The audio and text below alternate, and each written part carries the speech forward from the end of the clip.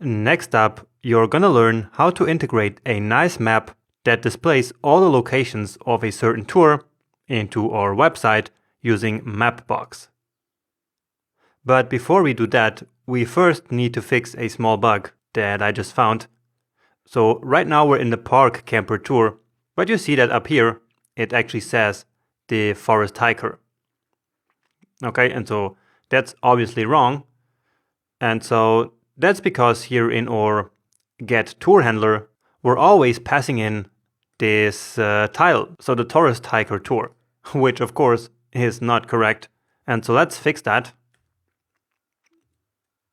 Okay, and so let's say here tour.name and then tour. Let's make that uppercase actually. And so now we should see the park camper tour. And yeah, here it does. And now about that map that is going to be displayed here in this empty area, we're going to use a very nice library called Mapbox. And that library actually runs in the front end. And so in this lecture, we're actually going to write a little bit of front-end code and not so much about the back end. But this is still very important because now you're going to learn how to write JavaScript for the client side and then integrate that into our templates. Okay, so let's do that. And first off, remember that all the data, so all the assets that are available on the client are here in this public folder. So for example, our CSS file, our images, and we also have a folder here for JavaScript. And currently that's empty. And so let's now actually create a new file in here called mapbox.js. Okay, and so this basically is a JavaScript file that we're going to integrate into our HTML and which will then run on the client side. All right, so just like regular JavaScript that you've been writing all your life, right? But for now, let's simply do some simple console.log here before we actually connect it with our backend.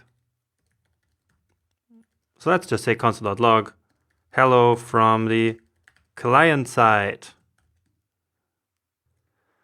All right. And now let's actually integrate it into our templates. Now it might appear that the best place to do this integration is here in our base template, right? But in fact, we only want to include the Mapbox script on the tour page, right?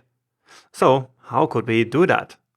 And the solution for that is once more extending a block here in our base template. So I'm going to create a new block here that we're then going to extend from the tour. Okay? And actually this block will be right here. And I'm calling it head. And all of this content will actually be in there. Now you might be wondering why we're doing that, because when we extend the block, then the content inside that disappears. So that's what happened here, right? But actually there is another way of extending blocks, which will then simply add the new content at the end or at the beginning of the block. All right, so let's see how we can do that. And so right at the beginning here of our tour template, let's now say block head, and actually we say block append head. All right. And so whatever we will write in this block here will then be appended to the content that's already in that block. Okay. And we could also use prepend, and then it would be added at the beginning of the block. Okay. And so now all we're going to do here is to add a new script. So using the script tag and then specifying the source attribute. And so that is for now js/mapbox.js. Okay, so again, this template here already extends our base template. And so with this here, we can basically inject this line of code into the head block that is already in our base template. And so we append that, and so it will then appear here at the end of this head block. So right here. And actually, let's try that out now. So when I reload, we now should get that message in our console. And indeed, hello from the client side. Great. So next up, we want to actually get access to the location data of the tour that we're currently trying to display right here in the JavaScript file. So how are we going to do that? Well, you might do that we can do an AJAX request. So basically a call to our API and get the data from there. But that's not really necessary in this case. And so let me show you a real nice trick. So here in our tour template, we already have all the data about the tour itself.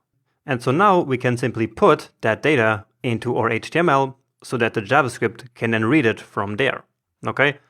So basically we're going to expose the location data right here as a string in the HTML, and our JavaScript will then pick it up from there without having to do like any API call separately.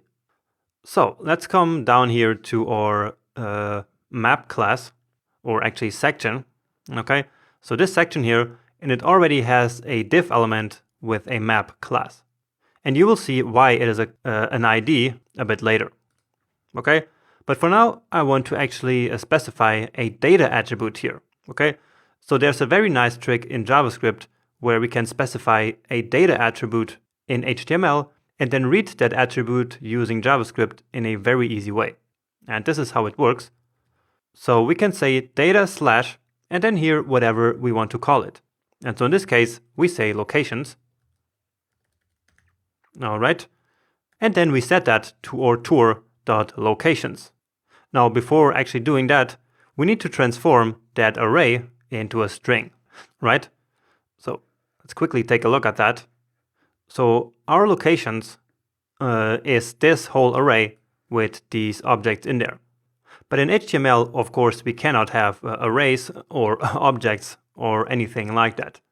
And so what we have to do is to convert all of that into a string. And that is fortunately quite easy. All we have to do is JSON.stringify. All right.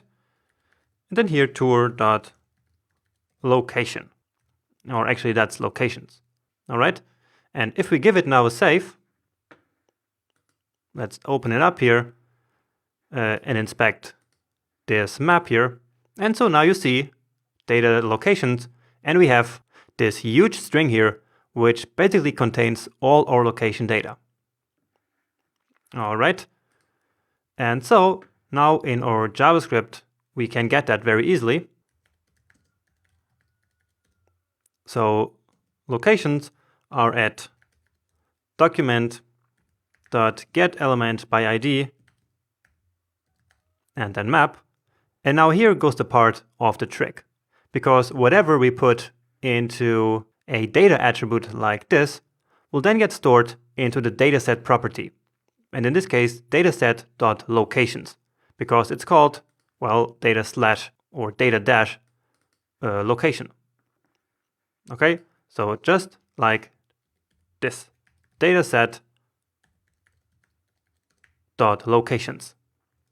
Okay, and now we get all of these errors here coming from ESLint. And so that's because ESLint is configured for Node.js and not for JavaScript. And so what we can do here is to basically disable ESLint for this entire file. And so we say, basically with a comment in the beginning here, ESLint disable. And so ESLint will then understand this and completely turn it off for this entire file. Okay? So that is the locations data here that we just put in our HTML, but remember that that's the string, and so we need to convert it back to JSON. And so JSON.parse, and then everything that's in here.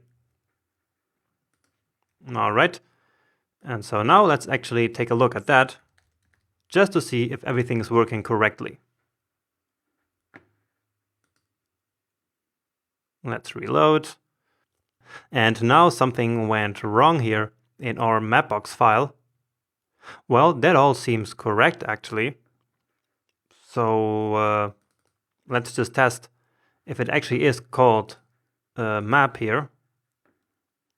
And indeed, it is an ID with map. And so I believe that probably the problem is that at the time we call or get element by ID, so this here, so probably at this time, the DOM is actually not already loaded. Okay, and so that's because we have our script integrated right at the beginning of the file. So this script here is right in the head, while it really should be at the bottom of the page. Okay, so let me actually copy this one here and put it manually in the base. So we'll copy it and comment it out. But don't worry, we will actually still use this block append technique here a bit later in the video, because there is some stuff coming from Mapbox that we still need to put in the head. Okay, but for now, let's just actually put this script here right at the bottom of the page. Okay, that of course I don't need. I just wanted to go to another file so I could save it so that the server actually reloads. Because these PUG files, as you probably have noticed here, they do not trigger a restart of our server. Alright? Anyway, I'm hopeful that now it's going to work. And indeed, it does. So we have an array here, and indeed, these are the 4 locations of our tour. Okay, so now we have everything nicely integrated and are ready to really implement Mapbox and create our own map here. But in order to not create a too long video, I will actually do that right in the next one.